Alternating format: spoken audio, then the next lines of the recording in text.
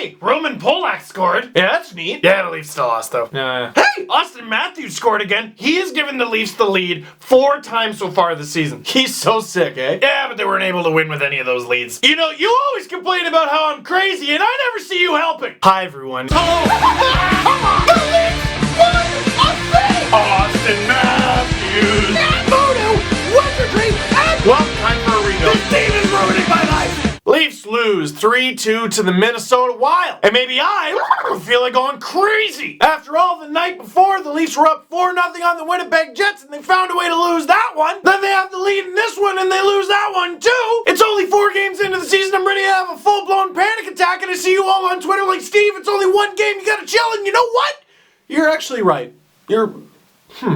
I should calm down. Let's talk about the game and I'll explain why I should calm down. About halfway through the game's goal is so far, okay, Roman Polak puts it on, let's see who gets the rebound. Nobody, because Roman Polak scored a goal. Also, Roman Polak was playing in this game. Now it's hilarious. Roman Polak hasn't been playing for obvious reasons. Roman Polak's not all that great. And I am a big critic of Roman Polak, but you gotta give me credit because I have said this before. I think the guy is underrated offensively. He doesn't have a big wind-up. He just kind of puts the puck on net, and sometimes it creates opportunities. A goal counts as an opportunity, I think. It's certainly an opportunity to win the game, which they didn't, but it's an opportunity nonetheless. So we should take it easier on Roman Polak. Oh, he almost gave the puck away like the next shift. Oh, Roman, what am I gonna do with him? So the Leafs have the lead. All they gotta do is learn how to play with the lead. Eric Staal'd breakaway. They score on Jonas Enroth. Now it's 1-1. Hey, any Leafs watching this video, you mind checking the bottom of your shoe and pulling off my heart and giving it back? And one of the things I heard on the radio, because I was listening to this game on the radio, Joe Bowen was raving about how Eric Staal has killed the Leafs over his career, which he has. But Eric Staal made his NHL debut in later 2003. Anyone want to take a guess at how many good seasons the Leafs have had since 2003? Riddle me this. Has the player been around for about a decade? Oh, okay, well they've killed the Leafs for their whole career then. Eric Staal killed the Leafs. Sidney Crosby, you bet. Evgeny Malkin for sure. Jonathan Toews, probably. Steven Stamkos,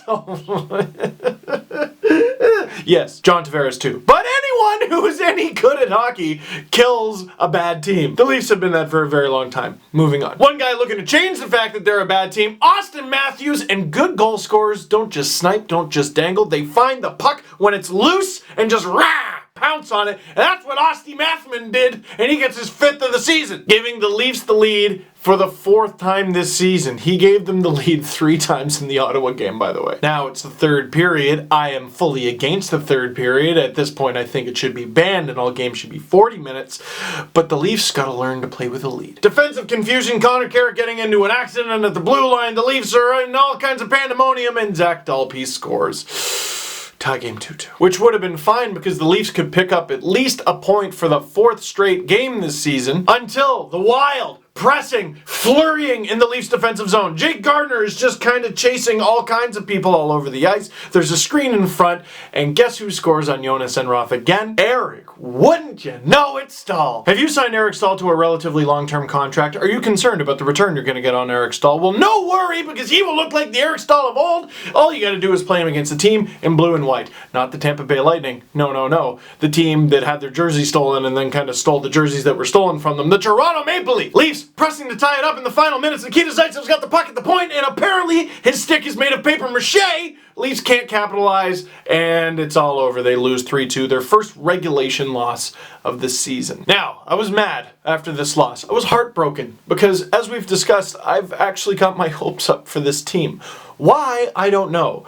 They're incredibly young. They finished in last year. What am I really expecting out of this team? And then I sleep on it. I go to sleep, and I watch the highlights the next morning, and I try to watch it with a fresh mind. You're all telling me to chill after the Jets game, which, I mean, if you cough up a 4-0 lead and then lose in overtime, I think that's the perfect time to panic.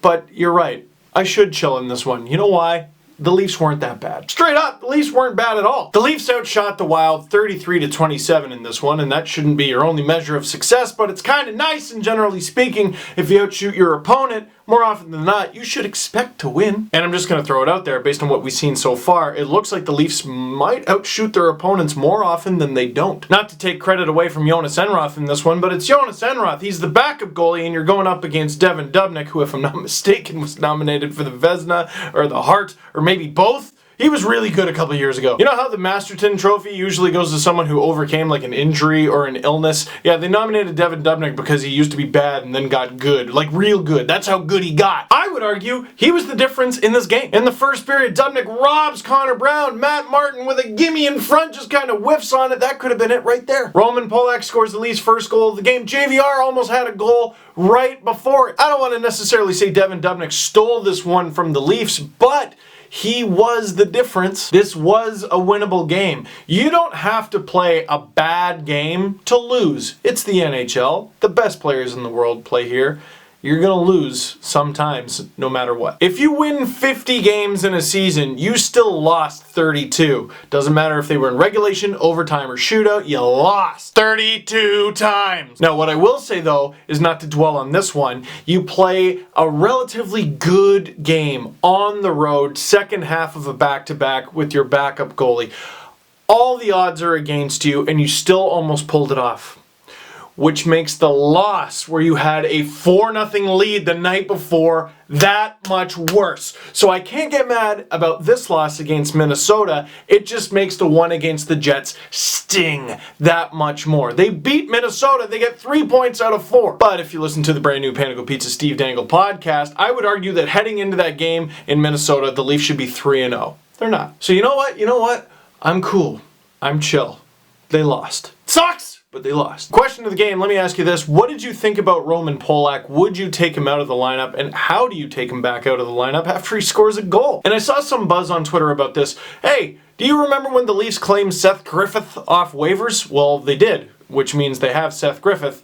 How do they get him into a game? I've seen it suggested that Connor Brown could be the guy to step out of the lineup.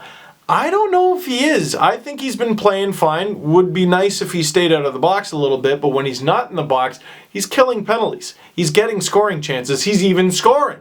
I wouldn't take him out of the lineup. But then, who does come out? Milan Michalek seemed to be getting some work done in this game. We'll see if he is injured, and if he is, maybe that opens up an opportunity to get Griffith in. And while we're talking about getting players opportunities, how the heck does Frankie Corrado crack this lineup? Again! How are we talking about this again? So that is it for this one. Thank you very much for watching. Click like if you like this video. Click subscribe if you really liked it. Tell all your friends. Like I said, brand new Panago Pizza Steve Dangle podcast is up. Check that out on SoundCloud or Podstitcher or iTunes or any of that stuff. And also on the Steve Dangle blog on sportsnet.ca, which you should bookmark, boys and girls. Google it and bookmark it. I wrote this new thing that will hopefully be reoccurring called Marlies Material. So I wrote about 5 Leaf prospects on the Marlies and another guy. And I want to continue doing this moving forward. If you want to see a new one soon, let me know which prospects you want me to profile, because the Marlies, as you know, always go on a really long road trip in November, so I only have a little bit of time to get a hold of these guys. Let me know. Leafs take on Chicago on Hockey Night in Canada. Might be 3 straight losses. Leafs lose 4-3 in overtime against the Carolina Hurricanes. The second the Hurricanes made it 3-2, you're like, where's 3-3? 3-3 comes, you say, damn. Zach Dalpe with his first, Eric Staal with the big old slump busters, and the Carolina Hurricanes power play with the slump busters. Leafs lose and escape with only a point.